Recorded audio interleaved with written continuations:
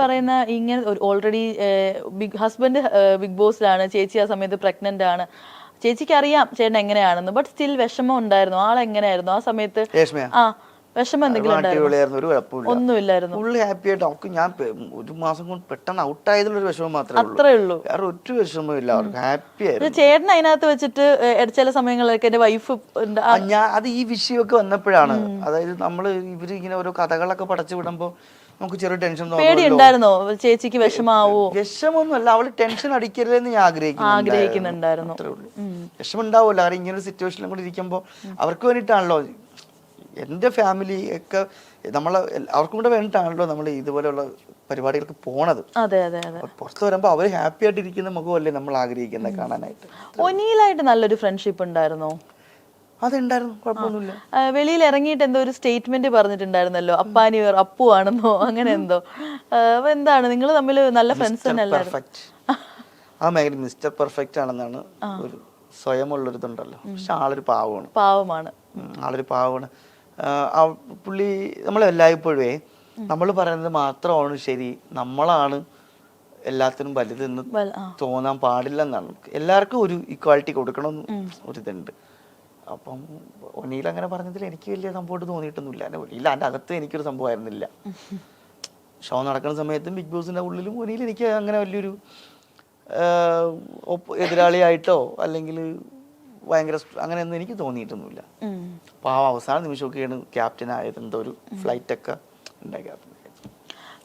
അടിപൊളി ഫുഡ് ഉണ്ടാക്കും. അടിപൊളിയായിട്ടുണ്ടാക്കും അല്ലേ? ഫുഡ് ഉണ്ടാക്കാൻ മിടുക്കനാണ് അവൻ. കുക്ക് ചെയ്യാൻ ഉണ്ടാക്കിയ ഫുഡ് ഒരുപാട് ഞാൻ നല്ല കഴിച്ചിട്ടുണ്ട്. ഒത്തിരി നല്ല ഭക്ഷണങ്ങൾ ഉണ്ടാക്കി തന്നിട്ടുണ്ട്, കഴിച്ചിട്ടുണ്ട്. അത് ആ കാര്യത്തിലൊക്കെ ഓക്കെയാണ്. പക്ഷെ എന്നാലും അല്ല, ഇപ്പൊ എന്നോടുള്ള സ്നേഹം കൂടുതലുണ്ടായിരിക്കാം ചിലപ്പോ ഇങ്ങനെ പറഞ്ഞത്.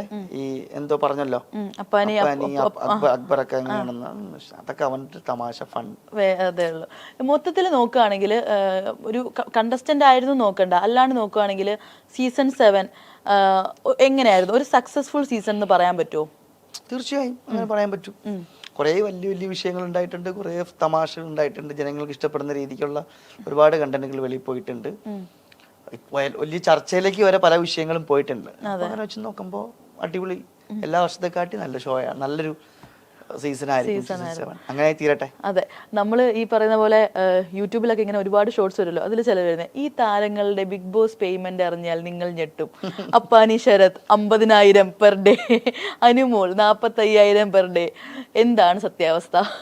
അല്ല, ഒന്നാമത്തെ സാലറി ബിഗ് ബോസിൽ നിന്ന് കിട്ടിയൊരു സാലറി പറയാൻ പാടില്ല എന്നുള്ളൊരു റൂളുണ്ട്. അതുകൊണ്ട് തന്നെ ഞാൻ എൻ്റെ ശമ്പളം വെളിപ്പെടുത്തുന്നില്ല. പക്ഷെ എന്നാലും മാന്യമായ സാലറി ശമ്പളം ഉണ്ടായിരുന്നു. കുറെ പേർക്ക് ഡൗട്ട് ഉണ്ട്, നിങ്ങൾക്ക് പെർ ഡേ ആണോ പേയ്മെന്റ് അതോ വീക്കിലി പേയ്മെന്റ് ആണോ? അങ്ങനെ ചില ആൾക്കാർക്ക് വീക്കിലി ആയിരുന്നു, ചില ആൾക്കാർക്ക് പെർ ഡേ ഉണ്ടായിരുന്നു. അത്രേ ഉള്ളൂ. പിന്നെ വൈൻഡപ്പ് ചെയ്യുന്നതിന് മുമ്പ് തന്നെ ഒരു ടോപ്പ് 3 ഇപ്പോൾ ഉള്ളവരെ വെച്ച് നോക്കുവാണെങ്കിൽ ആരൊക്കെ ആയിരിക്കും വരാൻ ചാൻസ്? ആരും വരട്ടെ, കഴിവുള്ളവർ വരട്ടെ. എന്നാലും ഒരു ടോപ്പ് 3 പ്രഡിക്ഷൻ ഉണ്ട്. ഞാൻ 6 പേര് പറയാനും 3 പേരെ പേര് അക്ബറിനെ പറയൂന്ന്. എല്ലാരും ആരാണോ അവസാന നിമിഷം വരുന്നതെന്ന് നമുക്കൊന്നും പറയാൻ പറ്റില്ല. അപ്പോൾ കളിച്ച് ജയിച്ചു വരട്ടെ എല്ലാരും. അവരുടെ സ്പേസിൽ നിന്ന് അവരുടെ കഴിവുകൾ മുന്നോട്ട് കൊണ്ടുവന്ന് കഴിച്ച് മെന്റലി അല്ലേ ജയിച്ചു വരട്ടെ. പിന്നെ ചേട്ടന്റെ ഏറ്റവും ഫേവറേറ്റ് ആയിട്ടുള്ള കണ്ടസ്റ്റൻസിൽ ഒരാളാണല്ലോ നമ്മുടെ ജിസൈൽ എന്ന് പറയുമ്പോഴത്തേക്ക് എനിക്ക് തോന്നുന്നു ഒരാളുടെ എന്താ പറയാ ഇറങ്ങിക്കഴിഞ്ഞാൽ ജേണി കാണിക്കുമ്പോഴത്തേക്ക് നമ്മൾ കണ്ടോണ്ടിരിക്കുന്നവർക്കും ഭയങ്കര സങ്കടമായി. കാരണം ഇഷ്ടം പോലെ ഉണ്ടായിരുന്നു. വീക്കെൻഡിലൊക്കെ ജിസൈൽ എന്ന് പറയുമ്പോൾ തന്നെ ലാലേട്ടനും ജിസൈലും കൂടെ ഉള്ള കോംബോ ചങ്ക് പൊട്ടി കുറെ ഉണ്ടായിരുന്നല്ലോ. അപ്പോ ജിസൈലിനെ ഒന്ന് കോൾ ചെയ്യാൻ പറ്റുമോ? കോൾ ചെയ്യാം, നോക്കട്ടെ, എടുക്കൂ നോക്കട്ടെ.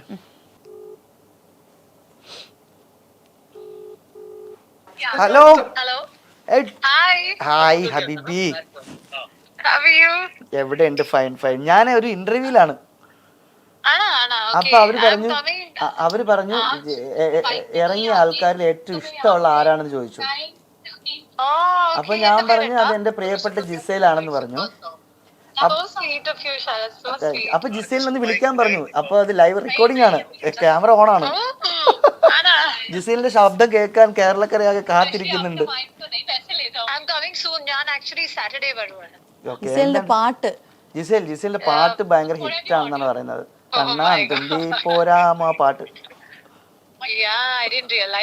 അമ്പള കുമ്പള പിപ്പിയില എന്തൊരു പാട്ട് പറയുന്നത്? അമ്പള കുമ്പള ജിസൈൽ അമ്പള കുമ്പള പിപ്പിയില ഒന്ന് പാടാമോ? ഞാനൊരു സ്ഥലത്തിൽ ഇവിടെ ഇരിക്കുവാണ്. കുഴപ്പമില്ല. എടാ ഹാപ്പി ആയിട്ടിരിക്കല്ലേ?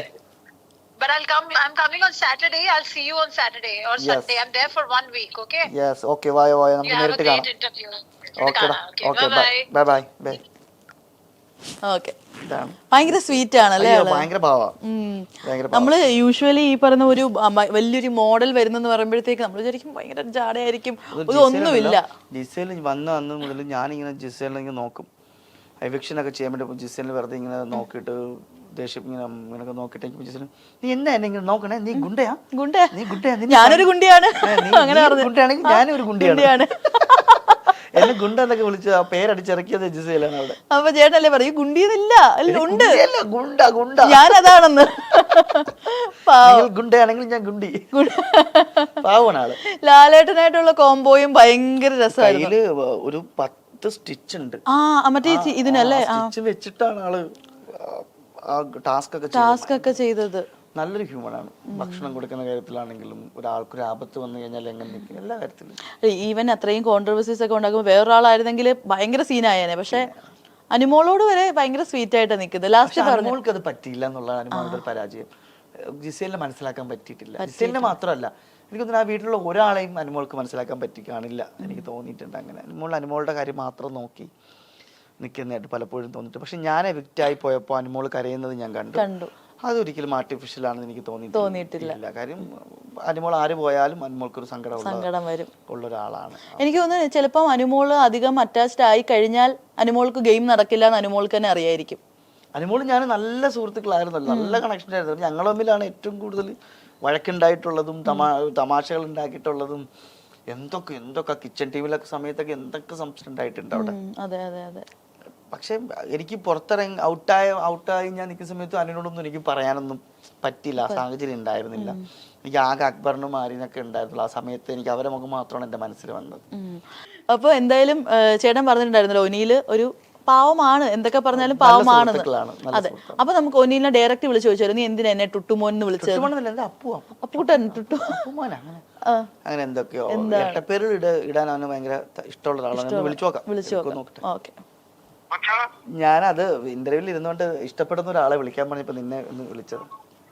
എന്റെ പൊന്നളിയാ, ഞാനേ ഇന്റർവ്യൂല് ആയിരുന്നു അറിഞ്ഞില്ല. ഞാൻ ആക്ച്വലി വീട്ടില് മറ്റേ ഫോൺ ചാർജ് ചെയ്യാൻ വെച്ചിരുന്നു. ഇവര് ചോദിച്ചു ഇങ്ങനെ ഒനിയിൽ പുറത്തിറങ്ങിയിട്ട് അപ്പാനി ഞങ്ങൾക്കൊരു വിഷയമല്ല, അപ്പാനി ടുട്ടുമോ ടട്ടും എന്നൊക്കെ പറഞ്ഞു. ഞാൻ പറഞ്ഞു അവനത് വിളിക്കാനുള്ള അധികാരം ഉള്ളതുകൊണ്ടല്ലേ വിളിക്കുന്നത്, അത് വിളിച്ചോട്ടെ, തമാശയായിട്ട് കൂട്ടി. അതൊക്കെ ഒരു ഫണ്ണായിട്ട് എടുക്കാൻ പറ്റിയിട്ടുള്ളൂ എന്ന് പറഞ്ഞു. പക്ഷെ അളിയ വേറൊരു കാര്യമുണ്ട് അളിയ, ഒരിക്കലും ഞാൻ പറഞ്ഞത് അവിടെ കഴിഞ്ഞു. എനിക്ക് തോന്നിയത് അളിയ ഇപ്പൊ 2 ദിവസമായിട്ട് സംസാരിക്കുമ്പോഴും ഗെയിമിന്റെ അകത്ത് നിൽക്കുന്ന പോലെ എനിക്ക് തോന്നിയിട്ടോ, വേറെ ഒന്നുമല്ല. അതാണ് കറക്റ്റ്. എനിക്ക് ആദ്യത്തെ 2 ദിവസമൊക്കെ അത് പാടില്ല, അത് കള, അടുത്ത പരിപാടി പിടിക്കാം. ഓക്കെ, ഞാൻ എന്താ ഇവിടെ നമ്മുടെ കടവന്തര ഭാഗത്തുണ്ട്, ഇതൊന്ന് കഴിഞ്ഞിട്ട് വിളിക്കാം. ഞങ്ങള് അവനൊരു ഇരട്ടപ്പേരിട്ടില്ലേ, മിസ്റ്റർ പെർഫെക്റ്റ്. അത് ചേട്ടൻ പറഞ്ഞിട്ടുണ്ടായിരുന്നു. അപ്പൊ ഇനി എന്താണ് സിനിമാ വിശേഷങ്ങൾ, എന്താണ് അടുത്ത പ്രോജക്ട്സ് ഒക്കെ എന്തെങ്കിലും കമ്മിറ്റ് ചെയ്തിട്ടുണ്ട്? ഇറങ്ങാൻ പോകുന്ന സിനിമ അനന്തൻകാട്. അനന്തൻകാടാണ് അടുത്ത മാസമാണ് റിലീസ് വെച്ചിരിക്കുന്നത്. പിന്നെ പുതിയ അതിഥിയെ വെയിറ്റ് ചെയ്തിരിക്കുന്നു. പിന്നെ അതേപോലെ പുതിയ കഥകൾ കേൾക്കുന്നു, സിനിമകളുടെ കഥകൾ കേൾക്കുന്നു. ഇത്രേ ഉള്ളൂ. ഞാനും പ്രേക്ഷകരോടും നിങ്ങളോടും പറയാൻ ആഗ്രഹിക്കുന്നത്, കുറച്ച് നാള് അവിടെ ഉണ്ടായിരുന്നു, അപ്പൊ അവിടെ കുറച്ച് റിയലായിട്ട് എനിക്ക് നിൽക്കാൻ പറ്റി എന്നുള്ളതാണ് എൻ്റെ ഒരു വിശ്വാസം. എല്ലാം ഗെയിം അല്ലേ? അതെ, അതിനെ ചൊല്ലി കുറെ ആരോപണങ്ങളും കുറെ തെറ്റിദ്ധാരണകളൊക്കെ ഉണ്ടായി. സോ അതൊക്കെ ഞാൻ അവിടെ കളഞ്ഞു. ഇനി മുതൽ എൻ്റെ ലൈഫിൽ എൻ്റെ സിനിമകളും എൻ്റെ കഥാപാത്രങ്ങളും എൻ്റെ ഫാമിലി ആയിട്ടൊക്കെ എൻ്റെ സുഹൃത്തുക്കളായിട്ടൊക്കെ ഒരു നല്ലൊരു ആക്ടറായിട്ട് നിൽക്കണം എന്നാണ് എൻ്റെ ഒരു ആഗ്രഹം. അത്രേ ഉള്ളൂ. ആരോടും പ്രത്യേകിച്ച് ദേഷ്യ വൈരാഗ്യോ കാര്യങ്ങളോ ഒന്നും തന്നെ ഇല്ല. ബിഗ് ബോസ് കഴിയുന്നവരേ ഉള്ളൂ ഇതിന്റെ ഇന്റർവ്യൂ, ഈ സംസാരവും കാര്യങ്ങളൊക്കെ. പിന്നെ ബിഗ് ബോസ് ഇല്ല, ജസ്റ്റ് ലൈഫിൽ ഒരു പാട്ട് ആയെന്ന് മാത്രം. അതെ അതെ അതെ. അപ്പൊ അവരെന്തു പറഞ്ഞു, ഇവരെന്തു പറഞ്ഞു, ഇപ്പൊ തന്നെ എന്നോട് ഇത് ചോദിച്ചത് കൊണ്ടാണ് ഞാൻ ഇത്രയും മറുപടി പറഞ്ഞത്. അല്ലെങ്കിൽ ഞാൻ ഇവരെ കുറിച്ചൊന്നും ഇവരൊക്കെ നമുക്ക് വളരെ വേണ്ടപ്പെട്ട ആൾക്കാരാണ്. ഇപ്പം ഒനിയിൽ കഴിഞ്ഞ ദിവസം ഇറങ്ങിയപ്പോൾ ഒനിയിൽ പറഞ്ഞത് ഉൾപ്പെടെ ഒനിയിൽ അറിയാലോ, ഇത് ഞാൻ കാണുമെന്ന് അറിയാലോ. എന്നിട്ടും ഒനിയിൽ ഇത് പറഞ്ഞിട്ടുണ്ടെങ്കിൽ അത് അവനോട് എന്നോടുള്ള ഇഷ്ടം അങ്ങനെയൊക്കെ എടുക്കുള്ളൂ നിങ്ങൾക്ക് തന്നെ അറിയാം. അതുകൊണ്ടാണ് വിളിച്ചപ്പോഴും അങ്ങനെ തന്നെയാണല്ലോ. നല്ല സുഹൃത്താണ് എൻ്റെ. പിന്നെ ബിന്നി ഇപ്പം പറഞ്ഞതും പിന്നീട് ഗെയിമിന്റെ ഭാഗമായിട്ടായിരിക്കും. ഇറങ്ങുമ്പോ എനിക്ക് തോന്നുന്നു ഇപ്പൊ ഈ ഒരു എക്സാമ്പിൾ പോലെ അല്ലെ, ഒനിൽ ചേട്ടനെ വിളിക്കുമ്പോ പോലെ ഒരു ഫോൺ കോളിൽ തീരാവുന്നതേ ഉള്ളൂ. അല്ല അത്രേ ഉള്ളൂ, വേറെ ഒന്നുമില്ല. അത് കൊണ്ട് നടക്കാൻ പാടില്ലെന്നാണ് എന്റെ അഭിപ്രായം. ഉള്ളിലൊരു പ്രശ്നം വെച്ച് നടക്കണ്ട. അതെ. അപ്പൊ ചോദിക്കും, അങ്ങനെയാണെങ്കിൽ ശരത്തേട്ടന്റെ ഉള്ളിൽ എന്തുകൊണ്ടാണ് മസ്താനി എടുത്തത് ഇത്രയും? അത് വേറെ അതൊരു വൈരാഗ്യമോ ദേഷ്യമോ അല്ല, അത് എനിക്ക് ഉണ്ടായ ഒരു വിഷമമാണ്. അത്രേ ഉള്ളൂ. അപ്പൊ എന്തായാലും ചേട്ടാ ഇനി നല്ല നല്ല സിനിമയുടെ ഭാഗമാകാൻ പറ്റട്ടെ. നമുക്ക് ഒരുപാട് സിനിമാ ഡിസ്കഷൻസ് ഇനി നല്ല ഇന്റർവ്യൂസിൽ ഇരിക്കാൻ പറ്റട്ടെ. അതെ. അപ്പൊ എന്തായാലും കുഞ്ഞുവാവ വരട്ടെ, നമുക്ക് കാണാം. അപ്പൊ എന്തായാലും ചേട്ടാ എല്ലാത്തിനും all the best. Thank you. എല്ലാവർക്കും നന്ദി. കഴിഞ്ഞ 8 കൊല്ലമായിട്ട് സിനിമാ നടനായിട്ടാണ് എല്ലാവർക്കും അറിയാമെന്നുള്ളത്. ഇപ്പം എന്നെ എല്ലാവർക്കും അറിയാം, ഞാൻ എങ്ങനെയായിരുന്നു എന്നൊക്കെ അറിയാം. അപ്പം എല്ലാവരുടെയും സ്നേഹവും സപ്പോർട്ടും ഇനിയും എൻ്റെ കരിയറിൽ ഉണ്ടാവണം. എല്ലാവരുടെയും പ്രാർത്ഥന ഉണ്ടാവണം. പിന്നെ എന്തെങ്കിലുമൊക്കെ തെറ്റുകുറ്റങ്ങൾ പറ്റിയിട്ടുണ്ടെങ്കിൽ ഒറ്റ കാര്യമുള്ളൂ എനിക്ക് പറയാനുള്ളത്, ക്ഷമിക്കുക. മനഃപൂർവ്വമല്ല, ഒന്നും മനുഷ്യനാണ്, മനഃപൂർവ്വമല്ല, അത്രേ ഉള്ളൂ. ഗെയിമിൻ്റെ ഭാഗമാണ്.